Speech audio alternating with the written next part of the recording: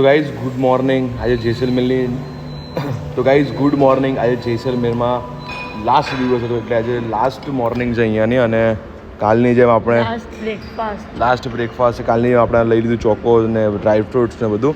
ગુરુભાઈ લીધું છે તરબૂચ, પાર્વતી ખાય પૌવા, મરચા તો હોય જ પાછા. મરચા તો બાજુમાં જોઈએ જો. મરચા તો હોય જ. કબીરભાઈ ખાઈ છે ઢોસા, મેંદુવડા, પી છે વોટરમેલન જ્યુસ, પકોડા. આ શું છે? સેફ નવું કંઈક બનાવીને આપ્યું છે. આને છે ને સેફ કહીને કઈ નવું બનાવી આપણે. નવું જોઈએ ને કે નવું જ બનાવીને આપ્યું. જબરી છે પણ તું હે મસ્ત છે. મસ્ત છે.